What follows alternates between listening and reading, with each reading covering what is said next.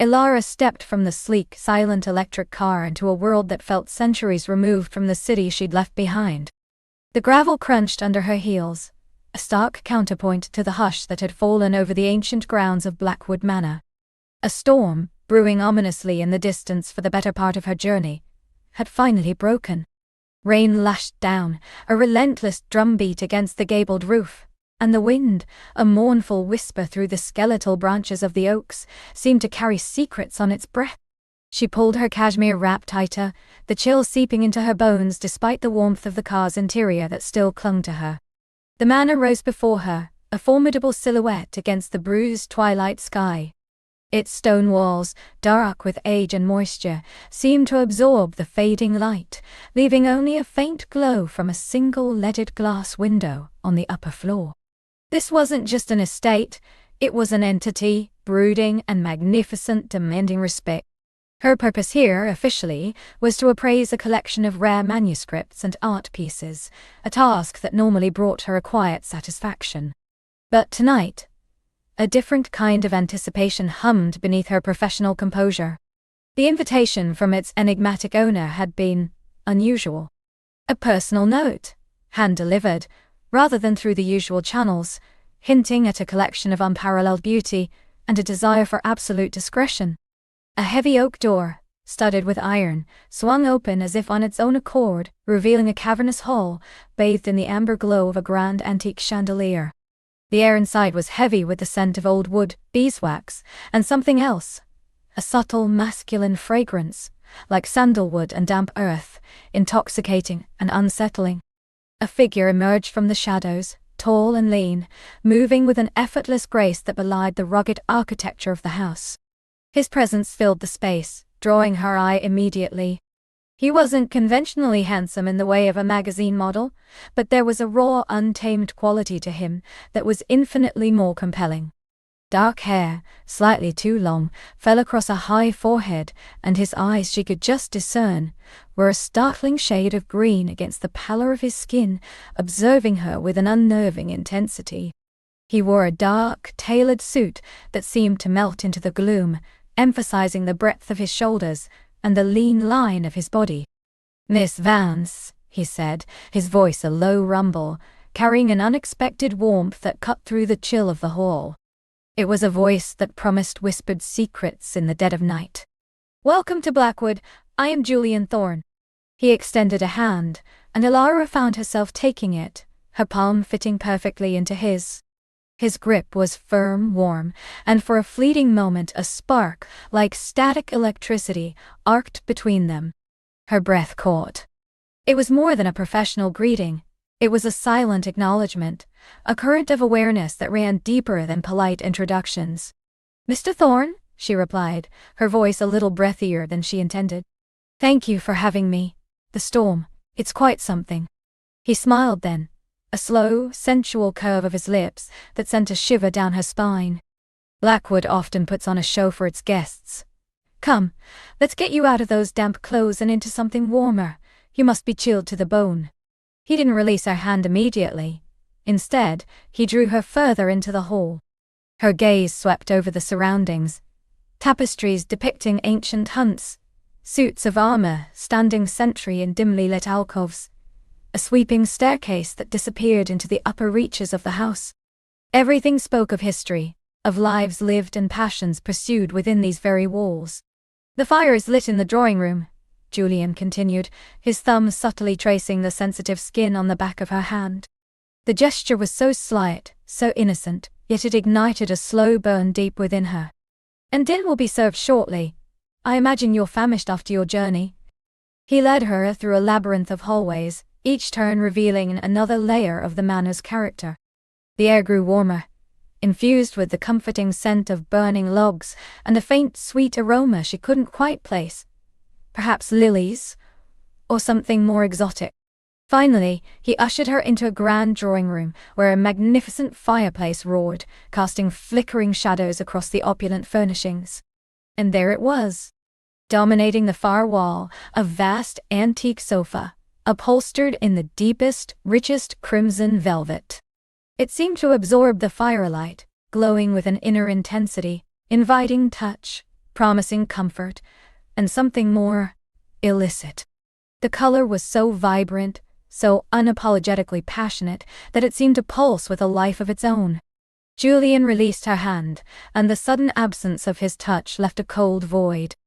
"Please, make yourself comfortable by the fire. I'll have your bags taken to your room. It's the Crimson Suite, fittingly enough, given your appointment." His eyes met hers, a flicker of something unreadable passing between them. "I thought you might appreciate the decor." Ilara felt a blush creep up her neck. The Crimson Suite. The crimson velvet sofa. Was it coincidence, or was he subtly playing a game? She found herself drawn to the sofa, its luxurious texture calling to her. She imagined sinking into its plush depths, the velvet caressing her skin. "Thank you," she managed, her voice a little shaky. "It's magnificent." He watched her for a moment longer, a faint smile playing on his lips, as if he could read the thoughts swirling in her mind. "I'll leave you to gather your bearings. A glass of sherry, perhaps, while you wait for dinner." "That would be lovely," she agreed, needing something to steady her nerves. He nodded, a silent command to an unseen servant, and then, with another of those unsettlingly graceful movements, he was gone, leaving her alone with the crackling fire, the scent of wood smoke, and the silent, seductive presence of the crimson velvet. She walked towards the sofa, her fingers trailing over the smooth, cool surface of a polished mahogany table. The fire's warmth kissed her skin, inviting her closer. Hesitantly, she reached out and touched the velvet. It was impossibly soft, yielding under her fingertips, a luxurious caress. She imagined the stories it could tell, the secrets it had absorbed, the passions it had witnessed. A discreet knock brought her back to the present. A maid, uniformed and silent, entered with a small silver tray, bearing a decanter of amber sherry and 2 delicate crystal glasses. She poured a generous measure, placed it beside Ilara, and then, with a curtsy, withdrew. Ilara took a sip. The sherry was rich, warming, spreading a pleasant heat through her chest. She sank into a wing-back armchair opposite the crimson sofa, letting the heat of the fire chase away the last vestiges of the storm's chill. She closed her eyes for a moment, letting the atmosphere of Blackwood wash over her. It was a place that felt alive, humming with an energy that was both ancient and deeply sensual. When Julian returned, he was no longer in the dark suit. He wore a charcoal cashmere sweater that clung to the powerful lines of his chest and shoulders, and dark trousers that emphasized the length of his legs. The casual attire, far from diminishing his presence, only amplified it, making him seem more approachable, yet no less formidable. He carried a tumbler of what looked like amber liquid, perhaps whiskey. "Feeling warmer?" he asked, his eyes, those captivating green eyes, sweeping over her, lingering for a fraction longer on her lips. "Much," Ilara admitted, feeling the flush return to her cheeks. "The fire is heavenly." He settled into the crimson velvet sofa, leaning back with a languid grace that was utterly captivating. The dark fabric made his fair skin seem even more luminous, his eyes even more striking. He looked utterly at home there, as if the sofa had been made for him, to hold him in its passionate embrace. "Blackwood can be demanding," he said, taking a slow sip of his drink. "It prefers company, especially on nights like this." The storm outside had indeed intensified. The wind howled like a banshee, rattling the windows, and the rain hammered against the glass, creating a wild symphony. It was a perfect night for being ensconced indoors, wrapped in warmth and company. I can imagine," Ilara replied, trying to keep her gaze steady, but finding it drawn to the subtle flexing of the muscles in his forearms as he held his glass. "It has a powerful presence." "Indeed. Much like certain people, wouldn't you agree?" His gaze was direct, challenging, yet held a hint of amusement. Ilara felt a jolt. Was he referring to her? To himself? Or to the unspoken current that now thrummed between them, thick and palpable as the storm outside? "Perhaps," she conceded, a small smile playing on her lips. "Some presences are impossible to ignore." He chuckled, a low, resonant sound that resonated through the room, and through her. Precisely. Tell me, Miss Vance, what drew you to the world of rare manuscripts? It seems a rather solitary pursuit for someone with such an obvious zest for life. The question caught her off guard. Most clients focused solely on her expertise, not on her personal motivations. It's not solitary when you consider the lives that touched those pages, she explained, finding her footing.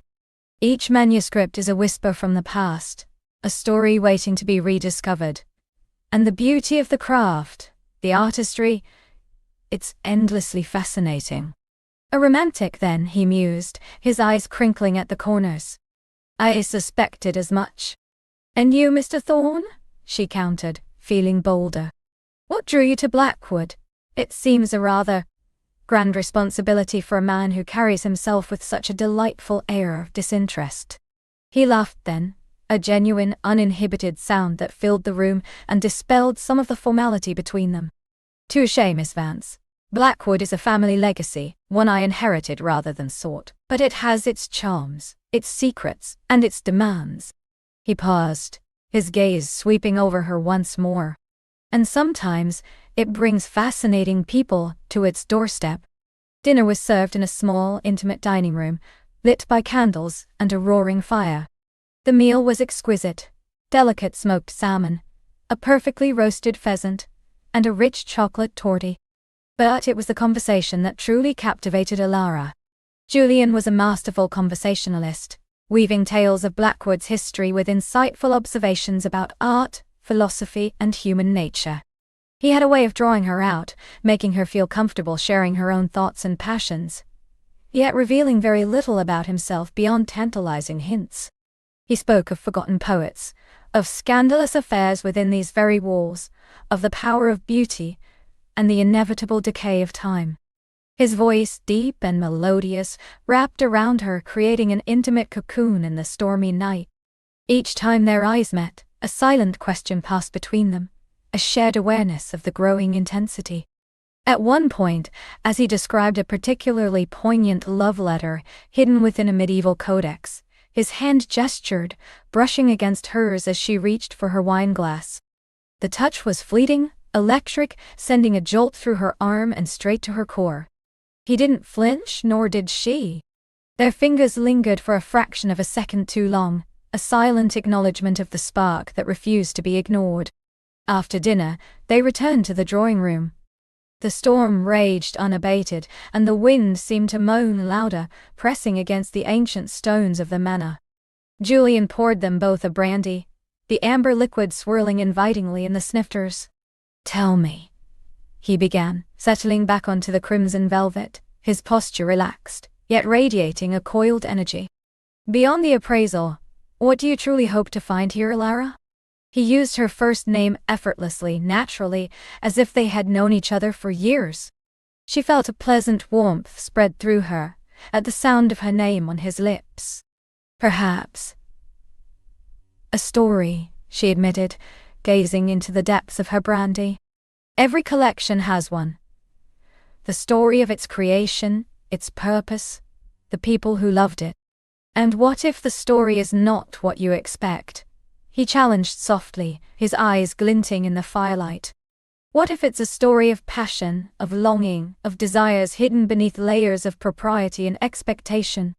His words hung in the air, potent and suggestive. He wasn't just talking about manuscripts anymore.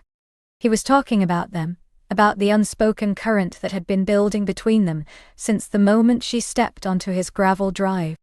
Those are often the most compelling stories, she whispered, her voice barely audible above the storm. Her heart hammered against her ribs, a frantic drumbeat. He leaned forward, just slightly, his gaze fixed on hers, intense and unwavering. The firelight danced in his eyes, making them seem even greener, more fathomless. Indeed. And sometimes, the most dangerous. For they demand that you reveal a part of yourself you might have kept hidden, even from yourself. He reached out, slowly, deliberately, and picked up a stray strand of her dark hair that had escaped its elegant pin. His fingers brushed her cheek as he tucked it behind her ear. A feather-light touch that sent goosebumps racing across her skin. The heat from his hand seemed to seep into her, igniting a tremor deep within her core. "You have a fire in you, Alara Vance," he murmured, his voice a low caress, close enough that she could feel the warmth of his breath on her skin. "A quiet one, perhaps, but potent. I can see it in your eyes." Her own eyes fluttered shut for a moment, savoring the exquisite sensation of his touch, the heady scent of his skin, sandalwood, earth, and something uniquely Julian. Every nerve ending in her body seemed to awaken, tingling with an unfamiliar, thrilling awareness. When she opened her eyes, he was still looking at her, his expression unreadable, yet filled with an undeniable hunger.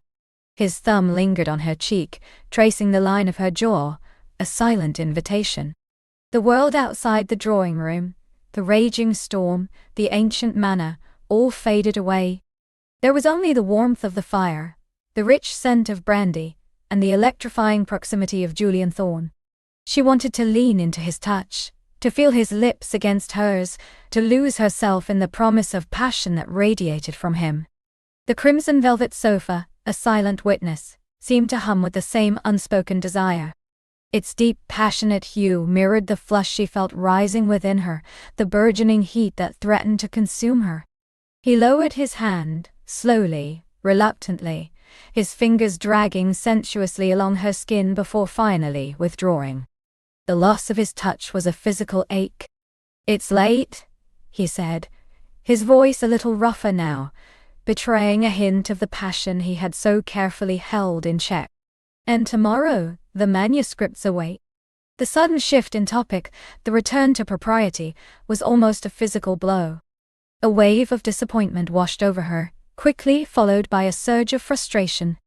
He had drawn her to the very precipice, only to pull back. "Yes," she managed, her voice a fragile whisper. "Of course, the manuscripts." She rose, her legs feeling a little unsteady. The brandy, or perhaps Julian's proximity, had left her lightheaded.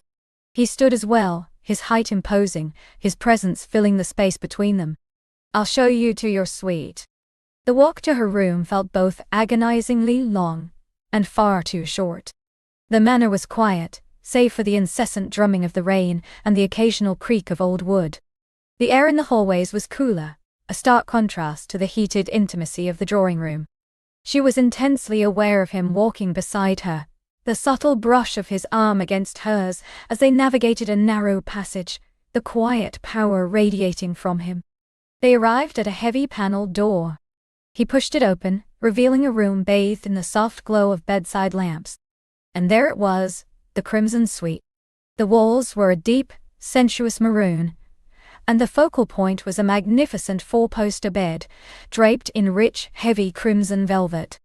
The bedspread, the cushions, even the curtains at the windows, all in that intoxicating, passionate hue. The room smelled faintly of lavender and a hint of the same mysterious masculine scent that clung to Julian. It was a room designed for indulgence, for surrender, for secrets whispered in the dark.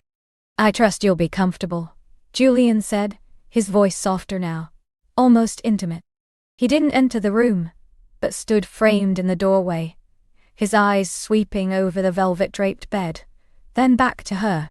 "It's beautiful," Alara breathed, stepping inside, her gaze drawn to the opulent bed. The crimson velvet seemed to call to her, to promise something wild and unrestrained.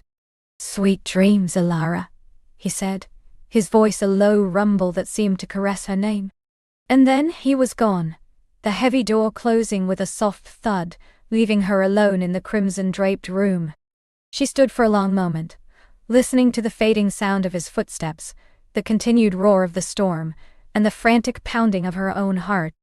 The room, with its passionate crimson and its lingering scent of him, felt like a cage, or perhaps a sanctuary. She moved towards the bed, her fingers tracing the rich pile of the velvet bedspread. It felt impossibly soft, luxurious, almost alive under her touch. She imagined him here, imagined the tales this room could tell, the passions it had witnessed. And she wondered about the lies that crimson velvet might conceal. The lies they told themselves, the lies they told each other. The exquisite deceptions of desire. Slowly, Ilara began to undress, each movement deliberate, her mind replaying every glance, every touch, every whispered word from Julian. The cashmere wrap, the silk blouse, the tailored skirt, each garment a layer of the sophisticated woman she presented to the world, now shed to reveal the woman beneath, raw and aching with a desire she hadn't known she possessed, until tonight. She slipped into a silk nightgown, its cool fabric a stark contrast to the heat that still coursed through her veins. She felt exposed, vulnerable, yet intensely alive. The rain beat against the windows, a lullaby of the wild. She climbed into the vast crimson-draped bed. The sheets were cool and crisp, but the velvet comforter was heavy, luxurious, wrapping her in its passionate embrace. She lay there, listening to the storm, her senses heightened, every fiber of her being attuned to the lingering presence of Julian Thorne. She closed her eyes, but sleep felt a million miles away. His face, his voice, his touch, they were imprinted on her mind, vivid and intoxicating. The crimson velvet around her seemed to pulse with an unspoken promise, a silent invitation to surrender to the desires he had so skillfully awakened. She knew with a certainty that settled deep in her bones that her time at Blackwood Manor would be about much more than just appraising ancient manuscripts. It would be about uncovering another kind of story entirely. A story of passion, of longing, of desires hidden beneath layers of propriety. And Julian Thorne, with his enigmatic green eyes and his seductive charm, was the key to unlocking it. The night stretched before her, long and full of unspoken possibilities, and the crimson velvet seemed to whisper its own truths, beckoning her further into its intoxicating embrace. She wondered what the morning would bring, what new layers of the mansion, and of Julian, would be revealed. And more importantly, what layers of herself she would discover, here, in the heart of Blackwood. She wondered what the morning would bring, what new layers of the mansion, and of Julian, would be revealed. And more importantly, what layers of herself she would discover, here, in the heart of Blackwood. A soft sigh escaped her lips, almost imperceptible even to herself, yet in the hushed expanse of the drawing room, it felt like a declaration. The scent of aged wood, leather, and something subtly masculine, Julian's cologne perhaps, or merely the lingering essence of his presence, enveloped her, a warm, intoxicating cloud. Her gaze, still lost in the depths of the velvet, slowly lifted, drawn by an invisible thread. Julian Thorne stood by the grand fireplace, a silhouette against the flickering embers, his stance relaxed yet undeniably powerful. He hadn't moved, not truly, but his eyes, those startling emerald pools, were fixed on her. A slow, knowing smile, the kind that promised exquisite secrets, played on his lips. It wasn't a predatory smile, but one of deep understanding, as if he could read the very questions forming in her mind, the nascent desires stirring within her blood. Lost in thought, Ilara? His voice, a low timbre that resonated through the room, was like a caress. It stripped away her lingering anxiety, replacing it with a different kind of tremor, one of anticipation. She felt a blush creep up her neck, a telltale sign of her vulnerability. Perhaps, she admitted, her voice softer than she intended, a little breathless. This place, it holds so many stories. Her gaze swept around the room, taking in the shadowed portraits, the towering bookcases, the heavy draperies that guarded the night. He took a step, then another, closing the distance between them with unhurried grace. Each movement was deliberate, each soft tread of his polished shoes on the oriental rug, a beat in the rising rhythm of her heart. "And you, Ilara," he murmured, stopping just a few feet from her. "You feel like a story waiting to be told. Or perhaps, a story waiting to be written." The air between them crackled, charged with an unspoken electricity. She felt the warmth radiating from him, the subtle shift in the atmosphere. Her eyes met his, and in their depths, she saw not just curiosity, but a profound, almost primal recognition. It was as if their souls had known each other long before their eyes had met. "And you, Ian," she ventured, finding a surprising strength in her voice. "You feel like the author." A full challenge, a hint of steel beneath her velvet exterior. He chuckled, a rich, warm sound that sent a shiver down her spine. A dangerous role, perhaps, he conceded, his gaze lingering on her lips. But one I am not entirely unsuited for. He extended a hand, palm up, a silent invitation. Would you care to explore more of Blackwood's narrative tonight, Ilara? Or perhaps begin writing our own? Her heart hammered against her ribs, a frantic bird seeking release. The choice was clear, yet the implications were vast. To take his hand was to step into the unknown, to surrender to the intoxicating pull she felt towards him. Yet the thought of retreating, of denying this burgeoning connection, felt utterly unthinkable. Slowly, deliberately, she reached out, her fingers trembling slightly as they brushed against his. His skin was warm, firm, and the touch sent a jolt through her, a tingling sensation that spread through her arm and pooled deliciously in her core. His grip was gentle but firm, a silent promise of guidance and strength. "I would," she whispered, her voice barely audible. He led her from the drawing room, his thumbs stroking the back of her hand with a light, rhythmic pressure that set her nerves alight. They moved through a grand hallway, dimly lit by sconces that cast dancing shadows on the walls. Tapestries depicting ancient hunting scenes adorned the stone, their muted colors adding to the mansion's timeless aura. Each step felt like a journey deeper into a dream, away from the mundane world she knew. "This wing," Julian explained, his voice low, "houses the library, the music room, and my study. It's where I retreat when the world outside becomes too loud."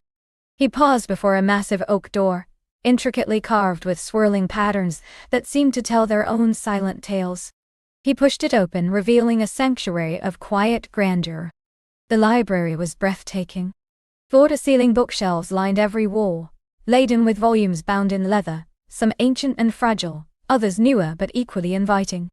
A faint, sweet scent of old paper and polished wood filled the air, mingling with a deeper, richer aroma, perhaps a hint of brandy or the subtle spice of an exotic pipe tobacco. A roaring fire crackled in a stone hearth, casting a warm golden glow on the room. Two enormous winged armchairs, upholstered in deep forest green velvet, faced each other before the fire, inviting intimacy. "Remarkable," Ilara breathed, stepping inside. Her fingers instinctively traced the spines of a few books, her mind alight with the promise of stories contained within. She imagined spending days here, lost in thought, surrounded by the wisdom of centuries. Julian watched her, a soft, almost tender expression on his face. "I thought you might appreciate it," he said. "It's a place where thoughts can truly unfurl." He moved to a small, antique bar cart tucked away in a corner, its silver gleaming in the firelight. "A nightcap, Ilara? To chase away the chill of the evening?" "Perhaps a small one," she agreed, feeling a sudden need for something to ground her, even as her senses soared. "Something warm, if you have it." He nodded, a hint of amusement in his eyes. "A connoisseur, see? I have just the thing." He poured a dark amber liquid into 2 snifters, the rich scent of aged whiskey filling the air. He offered her one, the warmth of the glass immediately seeping into her chilled fingers. "Thank you." She took a tentative sip. The whiskey was smooth, fiery and complex, warming her from the inside out. It was a taste of indulgence, of luxury, of a world she was only just beginning to truly experience. He gestured towards the armchairs. "Please, make yourself comfortable." She sank into one of the velvet armchairs, the plush fabric embracing her. The fire crackled, its light dancing in Julian's eyes as he settled into the chair opposite her. The silence stretched between them again, but this time, it was not awkward. It was comfortable, expectant, filled with the unspoken questions and desires that pulsed beneath the surface. "Tell me, Ilara," he began, his voice soft. "What drew you to Blackwood? Was it merely the auction, or did something else whisper to you?" She twirled the snifter in her hands, watching the amber liquid swirl. "A little of both, perhaps. The auction was an opportunity, of course, but there was a photograph of the house. It called to me, a sense of history, of mystery, and a longing for something different." She looked up, meeting his gaze directly. A longing for something I couldn't quite name, until now. He leaned forward slightly, his elbows resting on his knees, his posture drawing her in. And what is that, Ilara? What do you feel you are finding here? Her breath hitched. This was the moment of vulnerability, the chance to lay bare a sliver of her soul. A sense of being alive, she confessed, her voice barely above a whisper. More alive than I've felt in a long time. A sense of possibility. And a sense of being seen. His eyes softened, mirroring her own vulnerability. You are seen, Ilara, more clearly than you know. He took a slow sip of his whiskey, his gaze never leaving hers. And that longing for something different, do you feel it stirring tonight? The firelight painted his features in shades of gold and shadow, accentuating the sharp line of his jaw, the curve of his lips, the intensity of his eyes. She felt the heat of the whiskey in her veins, the warmth of the fire on her skin, and the undeniable heat that radiated from Julian Thorne. Her body hummed, a low, persistent thrum of desire. Yes, she breathed, the single word heavy with meaning, with longing. More than I thought possible. He placed his snifter on the small table between them, then leaned back, watching her. Good, he said, his voice a low rumble. Because I feel it too, Ilara. This pull between us. This exquisite tension. He rose slowly from his chair, his movements fluid and deliberate, and moved towards her. Her heart began to pound anew, a frantic drumbeat against her ribs. He stopped beside her armchair, his shadow falling over her, enveloping her in his presence. The subtle scent of him, whiskey, ancient leather, and something uniquely his, filled her nostrils, intoxicating her. He reached out, his fingers brushing a stray strand of hair from her cheek, tucking it gently behind her ear. His touch was feather-light, yet it sent shivers coursing through her. Her skin tingled where he had touched her, a trail of fire left in his wake. Her gaze was locked with his, unable to break away, lost in the emerald depths of his eyes. You are a beautiful woman, Ilara, he murmured, his voice a low, intimate whisper that seemed to bypass her ears and settle directly in her heart. And tonight, in this place, under these stars, you are even more so. His thumb traced the delicate curve of her jawline, a slow, tender caress that made her lean into his touch almost imperceptibly. Her eyelids fluttered, a soft sigh escaping her lips. The world narrowed to just the two of them, the crackle of the fire, the scent of him, the exquisite sensation of his touch. He knelt beside her chair, bringing his face closer to hers. Now, she could feel the warmth of his breath on her skin, smell the subtle hint of whiskey and mint on his lips. Her gaze dropped to his mouth, the curve of his lips, the promise they held. May I, Ilara? He asked, his voice husky, his eyes dark with a question, a plea, a promise. She didn't need to ask what he meant. Her entire being yearned for it. She simply nodded, a tiny movement, but one filled with a vast, boundless surrender. His lips met hers, tentative at first, a soft, exploring brush. It was a kiss of exquisite tenderness, a whispered promise rather than a demand. Her own lips parted slightly in welcome, inviting him deeper. He accepted the invitation, his mouth softening, pressing against hers with a gentle insistence. A gasp escaped her, lost in the kiss. It was everything she had imagined and more. His lips were warm, firm, and tasted faintly of whiskey and something uniquely, deliciously Julian. He deepened the kiss slowly, carefully, as if savoring each moment, each new sensation. Her hand, still clutching the snifter, trembled, and she carefully set it down on the table beside her, her fingers fumbling slightly. Then, her hands found their way to his shoulders, gripping the fine fabric of his jacket. She felt the strength of his muscles beneath, the broad expanse of his back. She leaned into him, melting into the kiss, her entire body alight with a fire that had been smoldering for too long. He shifted, his hand leaving her jaw to cup the back of her head, his fingers tangling in her hair, holding her captive in the kiss. He angled his head, allowing a deeper exploration, a more profound connection. His tongue, warm and silken, traced the seam of her lips. A silent question. She answered by parting her lips further, inviting him in. The kiss deepened, becoming more passionate, more urgent. It was a dance of give and take, of longing and fulfillment. Her mind reeled, her senses overwhelmed by the sheer intensity of the moment.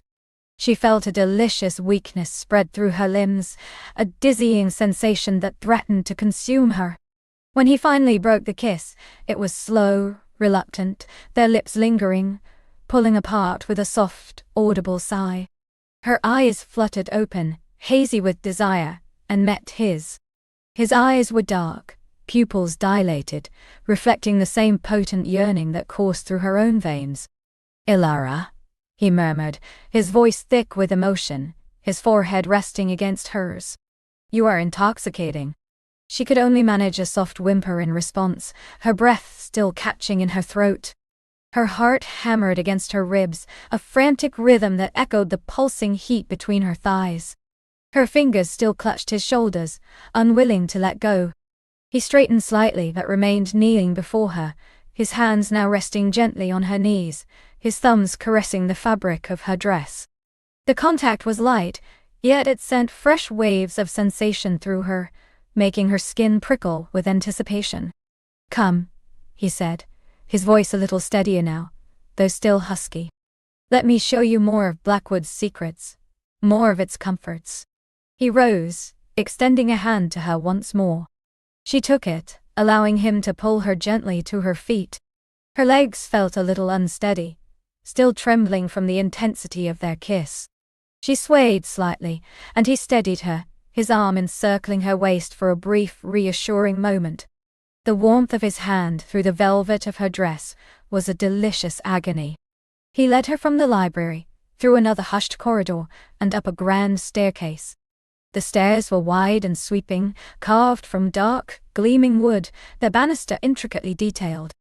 As they ascended, the air grew cooler, carrying a faint, fresh scent of night air and something floral, as if a hidden garden bloomed nearby. "The private quarters are on this floor," Julian explained, his voice hushed, as if not to disturb the sleeping mansion. "And the conservatory, a particular favorite of mine." He opened a door to the right, revealing a room that took her breath away. It was a conservatory, but unlike any she had ever seen. It was a vast, glass-domed space, filled with an abundance of exotic plants, their verdant leaves glistening under the moonlight that streamed through the glass. Orchids in every imaginable color bloomed in profusion, their delicate petals a vibrant contrast to the lush green foliage. A small, bubbling fountain murmured softly in the center, its gentle trickle the only sound in the ethereal space. The air was warm and humid, heavy with the intoxicating scent of night-blooming jasmine and the sweet, earthy aroma of damp soil. Moonlight painted the room in shades of silver and deep indigo, transforming it into a magical, otherworldly sanctuary. "Julian," she whispered, awe in her voice. "This is magnificent." He smiled, a genuine, unguarded smile that softened the sharp angles of his face. "I find solace here," he admitted. "A place to breathe, to simply exist. And sometimes, to watch the stars." He gestured towards a comfortable-looking chaise lounge, nestled amidst a cluster of ferns, its cushions covered in a rich, dark silk. They settled onto the chaise, the silk cool against her skin. Julian sat beside her, closer than before, their thighs brushing.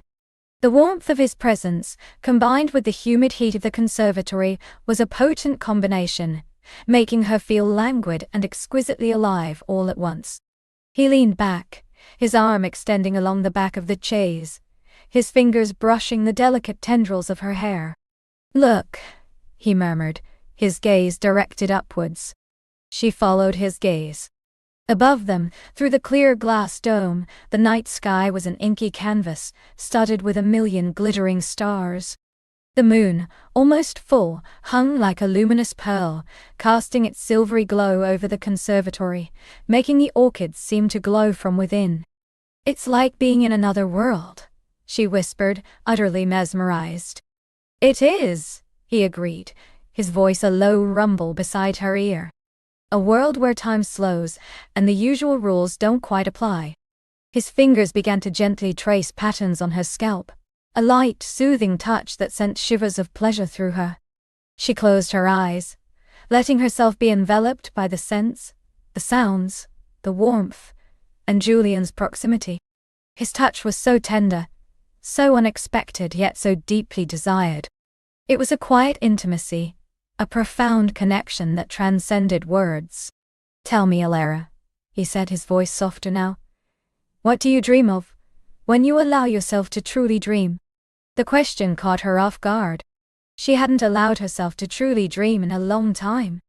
But here, in this magical place, with Julian beside her, it felt safe to explore those forgotten corners of her soul. "Freedom," she confessed, her voice barely audible. To feel free, to feel cherished, to be understood without having to explain. She opened her eyes, turning her head slightly to look at him. And to experience passion, a true, consuming passion, the kind that makes you feel utterly alive. His gaze was intense, unwavering. "And have you found any of that here tonight, Alara?" She didn't hesitate. "Yes," she breathed, her voice thick with emotion. "All of it. And more." A slow, tender smile spread across his lips. He leaned closer, his eyes searching hers, delving into their depths. "Good," he whispered, his voice laced with a profound satisfaction. "Because I intend to give you all of that, and everything you didn't even know to ask for." His hand moved from her hair, gliding down her neck, his thumb tracing the delicate curve of her collarbone. His touch was exquisite, sending a fresh wave of heat through her. She felt her skin flush, her pulse quicken. The air around them seemed to thicken, charged with unspoken desires. He shifted his body, turning more fully towards her, his knee brushing against her thigh. The contact was electric, sending a delicious tremor through her. He leaned in, his gaze dropping to her lips once more, then back up to her eyes, seeking permission, offering a silent promise. She didn't need to speak. Her eyes, wide and luminous with desire, gave him all the answer he needed. He kissed her again, this time with a deeper, more confident passion. His lips molded against hers, claiming them with a gentle urgency. Her hands rose instinctively, tangling in his dark hair, pulling him closer, deepening the kiss. Her fingers explored the soft texture of his hair, the firm curve of his skull, delighting in the sensation. The kiss became a symphony of soft moans and whispered sighs, a testament to the surging desire that consumed them both. His tongue danced with hers, a slow, sensual rhythm that made her entire body ache with longing. She tasted the wildness of the jasmine, the subtle spice of his skin, the intoxicating sweetness of his desire. His hand slid lower, from her collarbone, over her shoulder, and down her arm, his fingers intertwining with hers. He squeezed gently, a silent communication of profound connection. The other hand, which had been resting on her knee, now moved slowly, deliberately, upwards, tracing the curve of her thigh through the velvet of her dress. A gasp tore from her throat, lost in the kiss, as his fingers grazed the sensitive skin of her inner thigh. The touch was feather-light, yet it sent a searing heat through her, making her arch into him. Her body trembled, a delicious tremor that spoke of her absolute surrender. He broke the kiss slowly, regretfully, their lips still swollen and tingling from the intensity. He gazed at her, his eyes dark with a hunger that mirrored her own. His thumb continued its slow, tantalizing journey up her thigh, closer and closer to the apex of her desire.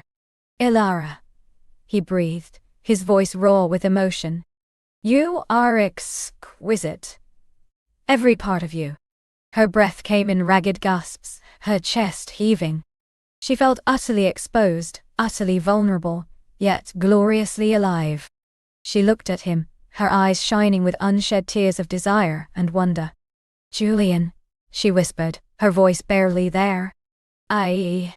Words failed her. There were no words for the torrent of sensations, the overwhelming desire that coursed through her. He leaned in again, his lips brushing against her earlobe, sending a fresh wave of shivers down her spine. "Let me show you, Lara," he whispered, his voice a low, seductive rumble that promised untold pleasures. "Let me show you everything you've been longing for. Here, in Blackwood, where the night is long, and our desires are the only truth."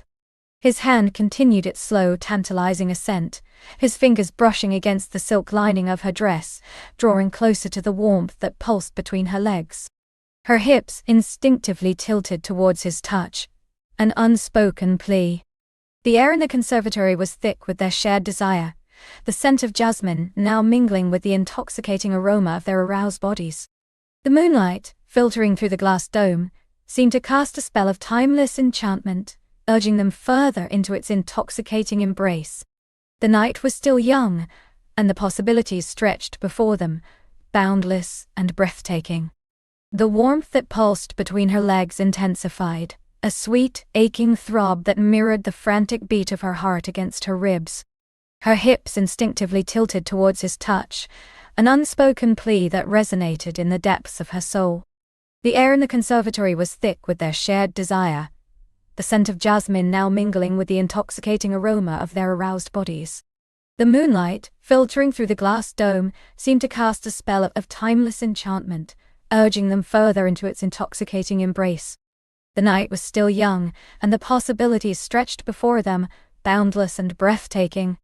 His fingers, warm and sure, slipped beneath the silk of her dress, tracing the delicate curve of her hip, before moving higher, past the soft swell of her stomach to rest just beneath her breasts.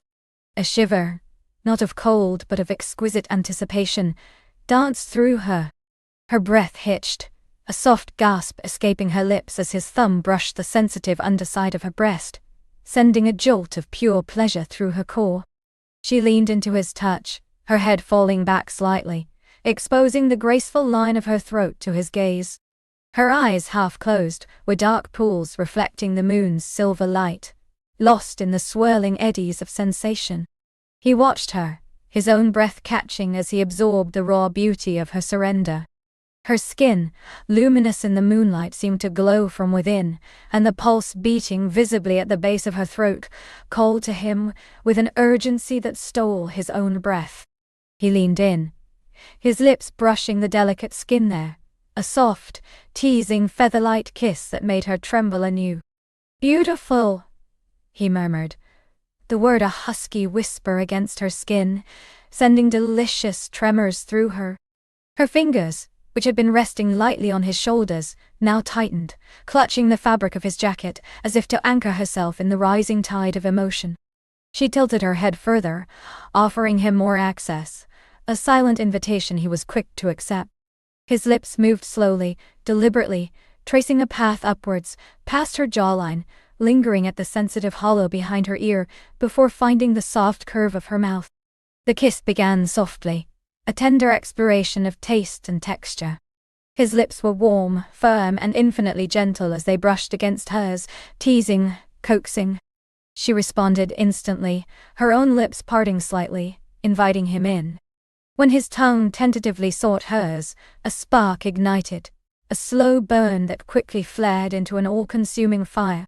Their mouths met fully then, a deep, hungry fusion that spoke volumes of their pent-up desire.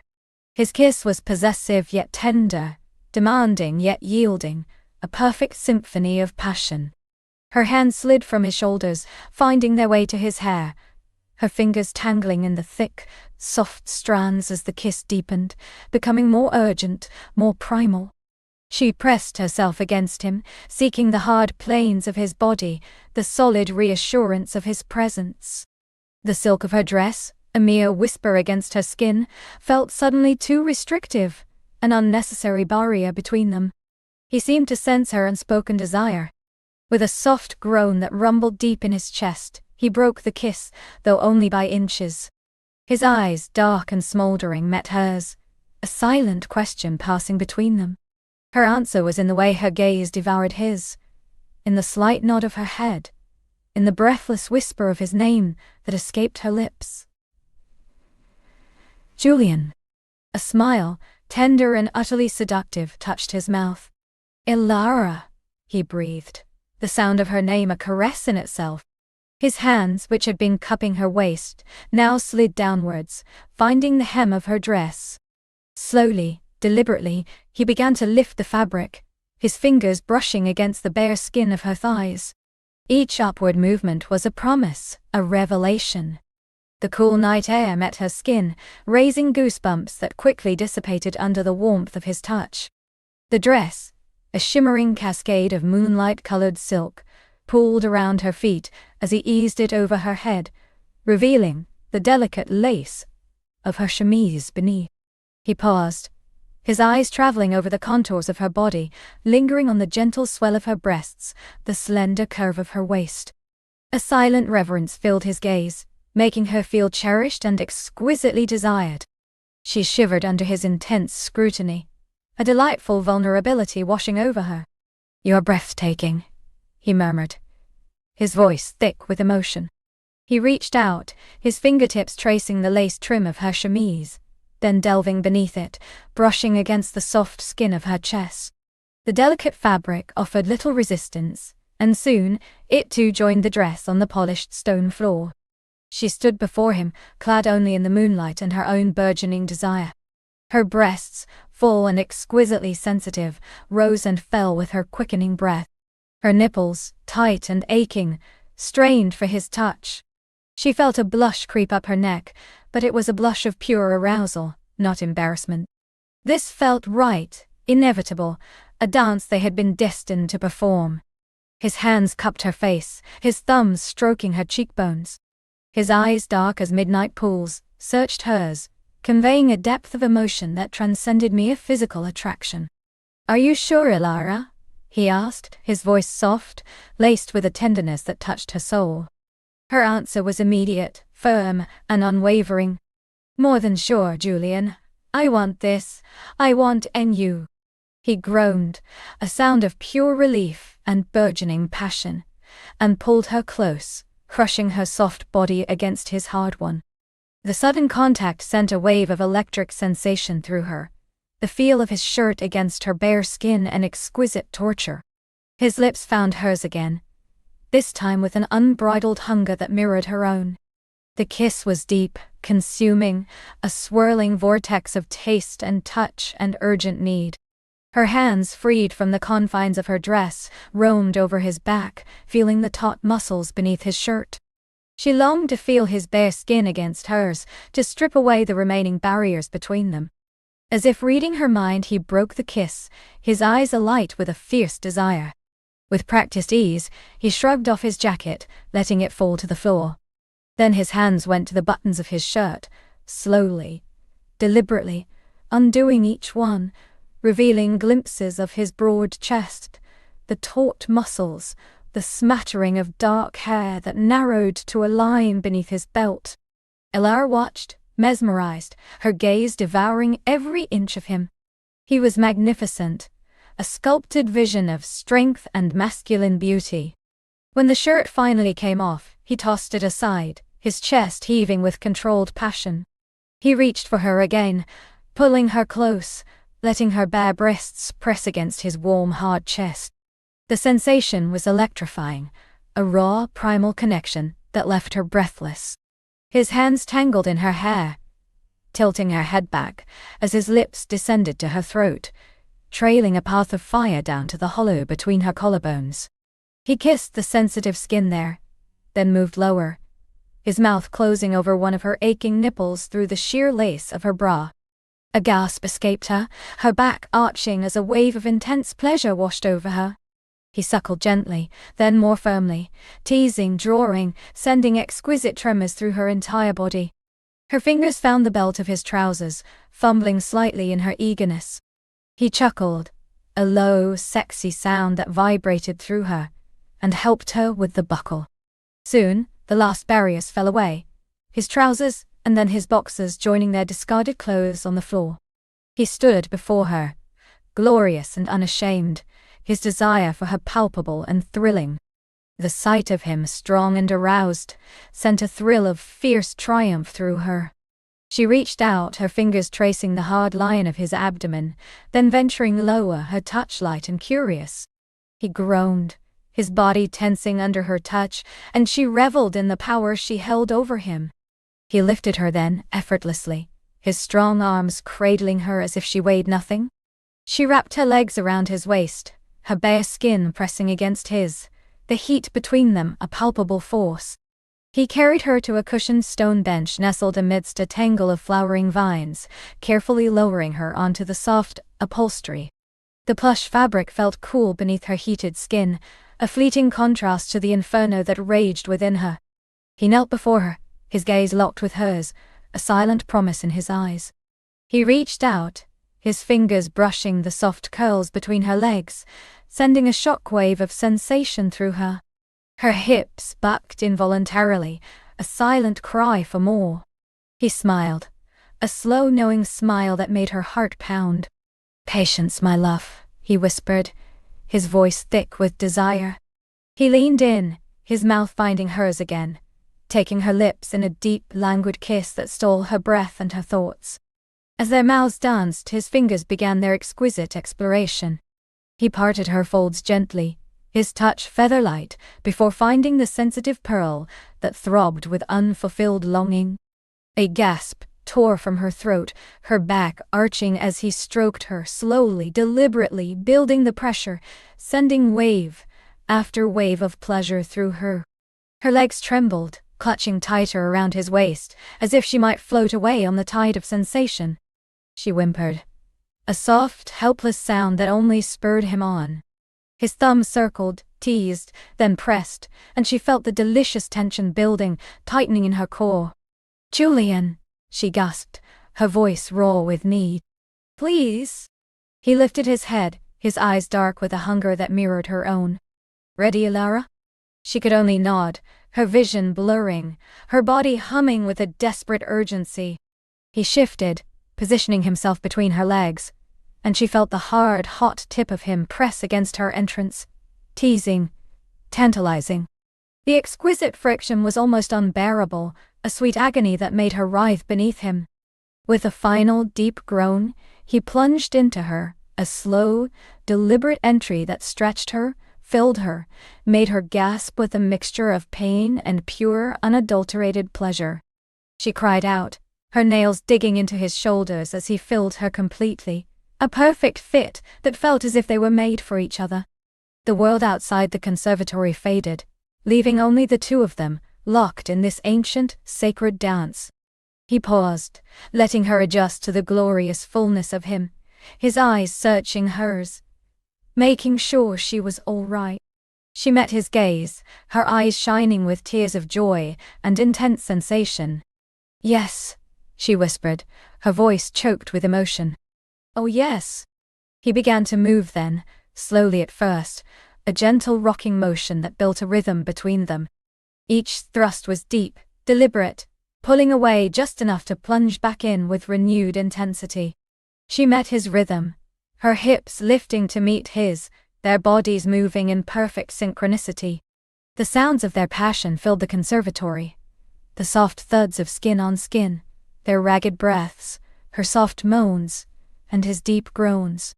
The scent of jasmine, once a gentle whisper, now seemed to explode around them, mingling with the earthy musk of their bodies, creating an intoxicating perfume that heightened every sensation.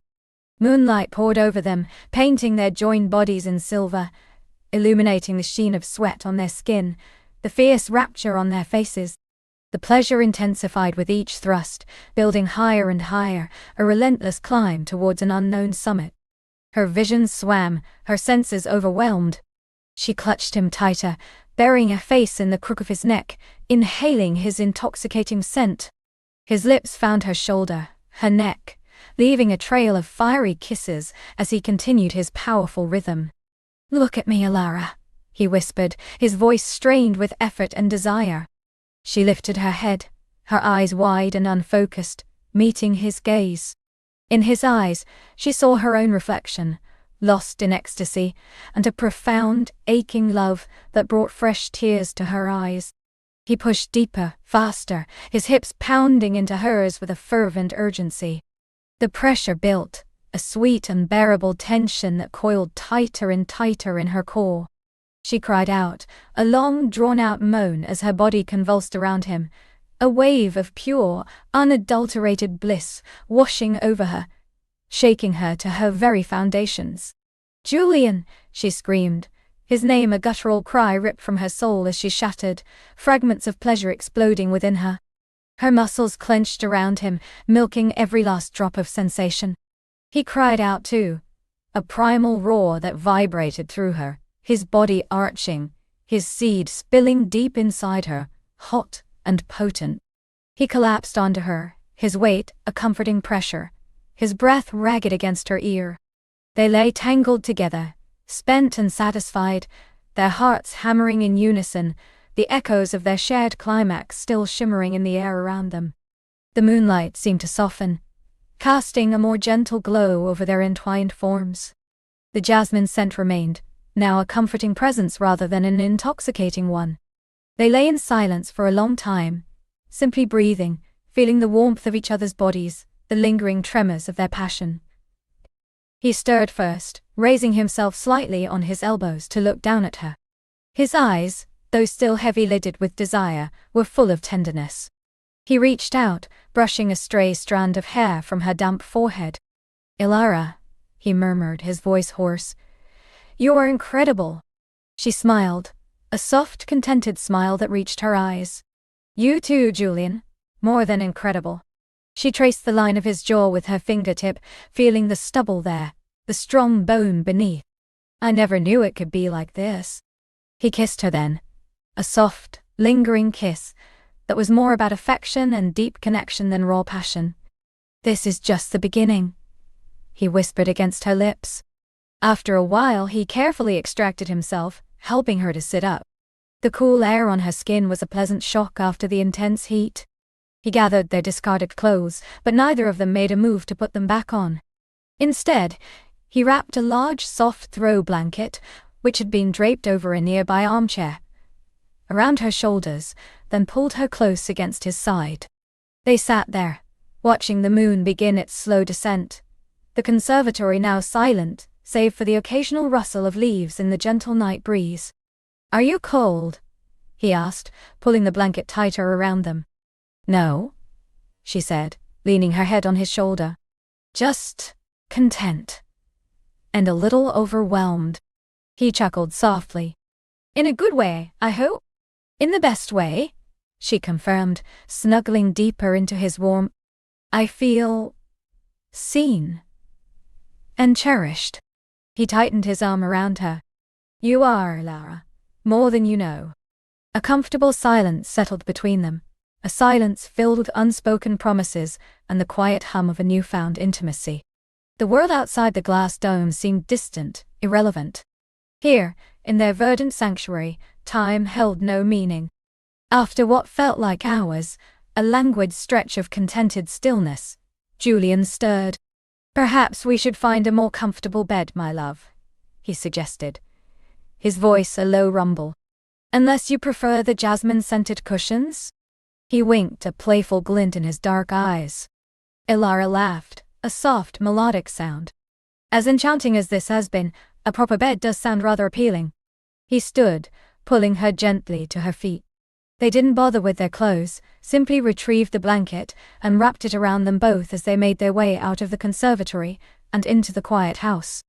The polished wooden floors felt cool beneath their bare feet, a stark contrast to the heated stone of the conservatory. The house was dark, save for the slivers of moonlight that pierced through the occasional window, guiding their path. They moved through the silent halls, their steps hushed, as if not to disturb the sleeping world.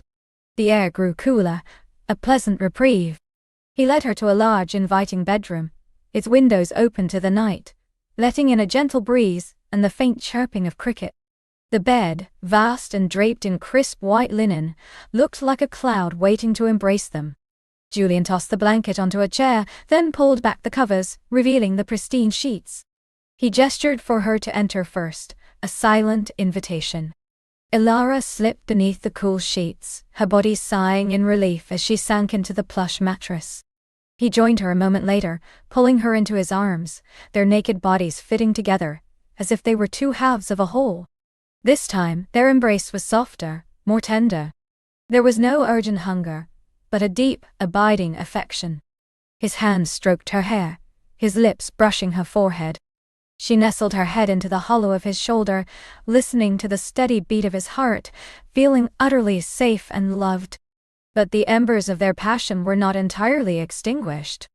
As they lay there, the slow, rhythmic caress of his hand on her back, the brush of his leg against hers, began to rekindle a different kind of warmth. It was a slower burn, a deeper, more profound connection that transcended the initial rush of desire. His fingers, with exquisite tenderness, began to trace the curve of her spine, then moved lower, to the small of her back, then around to her hip. She shivered, a delicious tremor that was met by his gentle kiss to her temple. He whispered her name. Elara, a soft invocation that sent ripples of pleasure through her. She shifted, turning in his arms to face him, her eyes meeting his in the dim light. There was a question in his gaze, a silent request that she answered with a soft smile and a gentle touch to his cheek. This time their kiss was unhurried, a slow dance of lips and tongues, savoring every moment, every nuance. It was a kiss of profound intimacy, a communion of souls. His hand found its way between her legs again, but this time, his touch was even more deliberate, more knowing. He explored her sensitive flesh with a leisurely grace, eliciting soft moans that she couldn't suppress. The ache returned, a familiar, welcome throb. But it was gentler now, laced with a deep sense of connection. She reciprocated, her hand finding him, stroking the velvet-hard length of him, delighting in the way he groaned and pressed closer. Their movements were slow, languid, a sensual exploration designed to prolong the pleasure. "I want to feel you again," she whispered, her voice husky with renewed desire. He smiled, a tender, loving smile. "And I, you, my heart." He positioned himself above her, supporting his weight on his forearms, his gaze locked with hers. Slowly, carefully, he entered her again. This time, there was no sharp gasp, only a soft sigh of contentment as she welcomed his return. The feeling of being filled by him was a sweet relief, a profound sense of completeness. Their rhythm was slower, more deliberate, each thrust a gentle assertion of their connection. He moved within her, a languid dance that celebrated their bodies and their burgeoning love. Her legs wrapped around his waist, drawing him deeper, closer, as if to absorb him into her very being. This second journey was different. It was less about the explosive intensity of their first encounter, and more about the tender merging of two souls. Their eyes remained open, reflecting the love and adoration they felt for each other. Each slow, deep thrust was accompanied by a soft murmur, a whispered endearment, a tender kiss. The waves of pleasure built gradually, a rising tide that carried them both to a soft, shimmering peak. It wasn't the shattering explosion of before, but a gentle, prolonged release, a warm, pervasive bliss that seeped into every cell of her body.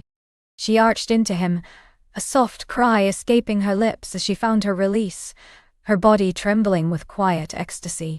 He followed moments later, groaning her name, his body shuddering as he emptied himself into her once more, a profound act of surrender and trust.